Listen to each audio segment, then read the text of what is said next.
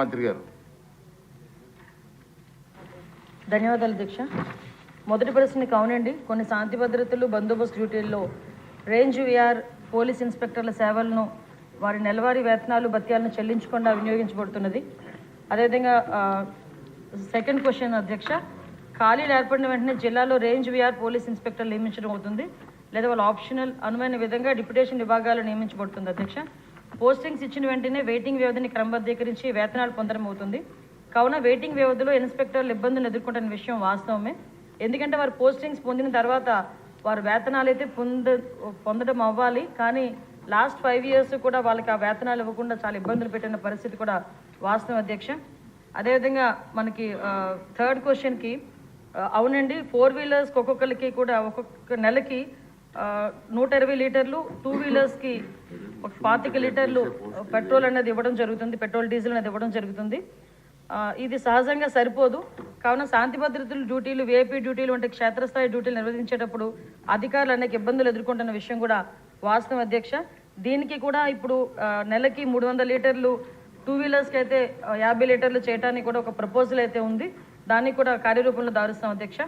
అదేవిధంగా 4వ క్వశ్చన్కి అధ్యక్ష, అవునండి, పెట్రోలింగ్ మరియు విఐపీ భద్రతా డ్యూటీలను అదనంగా నిర్వహించడానికి క్షేత్రస్థాయి అధికారులు వినియోగించిన పాత వాహనాలతో పోలీస్ శాఖ చాలా ఇబ్బందులు ఎదుర్కొంటుంది. శాఖ కూడా వాహనాలు తీవ్ర కొరత ఇబ్బంది పడుతుంది అధ్యక్ష. ఎందుకంటే దీనికి 2014లోనే 2018లోని టీడీపీ గవర్నమెంట్ అధికారులు ఉన్నప్పుడు మాత్రమే సుమారుగా 150 కోట్లు, 2014లో 100 కోట్లు, 2018లో 50 కోట్ల రూపాయలు వెహికల్స్కి శాంక్షన్ చేయడం జరిగింది, వెహికల్స్ కొనడం జరిగింది. 2021లో 17 కోట్లు పోలీస్ శాఖకి నూతనంగా వాహనాల గురించి, వాహనాలు అయితే కొన్నారు కానీ దానికి బిల్స్ కూడా పేమెంట్ చేయకపోవడం వల్ల ఏపీ పోలీస్ని లాస్ట్ గవర్నమెంట్లో మహీంద్రా వాళ్ళు బ్లాక్ లిస్ట్లో పెట్టుకున్నారు అధ్యక్ష. అది చాలా సిగ్గుచేటు అన్నమాట. అది బ్లాక్ లిస్ట్లో పోలీస్ డిపార్ట్మెంట్ పెట్టుకొని ఈ రోజుకి కూడా కోర్టులో వాళ్ళు వేసుకుంటే, మొన్న ఈ గవర్నమెంట్ వచ్చిన తర్వాత 13 కోట్ల రూపాయలు దానికి వెహికల్స్ కూడా చెల్లించడం జరిగింది అధ్యక్ష. ఇప్పుడైతే సుమారుగా దగ్గర మనకున్న వెహికల్స్ 8,000 వెహికల్స్లో దగ్గర 50% వరకు కూడా అవన్నీ కూడా స్క్రాప్కి ఇవ్వాల్సిన పరిస్థితి ఉంది అధ్యక్ష. వాహనాలు అయితే ఉన్నాయి అధ్యక్ష, కొరత ఉంది అధ్యక్ష. 2023-24లో 1,567 వాహనాలను ఇదివరకే స్క్రాప్ చేయడం జరిగింది అధ్యక్ష. ఇప్పుడు 2,605 వాహనాలు స్క్రాపింగ్ సిద్ధంగా ఉన్నాయి అధ్యక్ష. నూతన వాహనాలు కొనుగోలు, ప్రస్తుత వాహనాల మరమ్మతుల కోసం బడ్జెట్ కేటాయింపు నిమిత్తం అభ్యర్థనతో సమస్యలను ప్రభుత్వ దృష్టికి తేవడం అయింది అధ్యక్ష.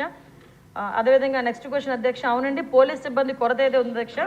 2023 December 31 నాటికి 19,999 వేకెన్సీస్ ఉన్నాయి అధ్యక్ష. వేకెన్సీస్ లిస్టు వాటి కేటగిరైజ్ ప్రకారం సభ్యులకు కూడా అందించడం జరిగింది అధ్యక్ష.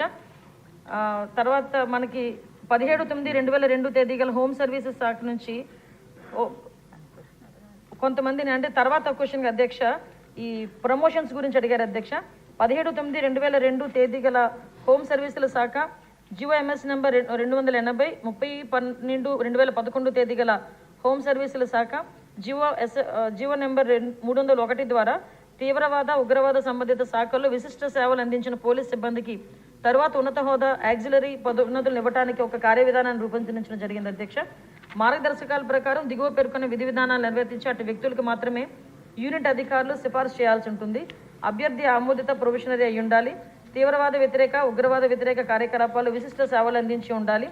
సంతృప్తికర రికార్డు ఉన్న వాళ్ళు, అదేవిధంగా సర్వీస్ అంతటా ఏదైనా ప్రధాన సెక్షన్ లేకుండా గత 6 సంవత్సరాలకు క్లీన్ డిఫాల్ట్ షీట్ కలిగి ఉండాలి అధ్యక్ష. అదేవిధంగా డిఎస్సి సివిల్ డిఎస్గా డిఎస్పి పదోన్నతి పొందేందుకు సర్వీస్ నియమాల అర్హత విధానాన్ని నెరవేర్చిన అతను లేక ఆమె ఉంటే తప్ప శాఖలో 30 సంవత్సరాల సర్వీస్ పూర్తి చేసుకున్న సబ్ ఇన్స్పెక్టర్, సర్కిల్ ఇన్స్పెక్టర్ డిఎస్పీగా పదోన్నతి పొందరు అధ్యక్ష.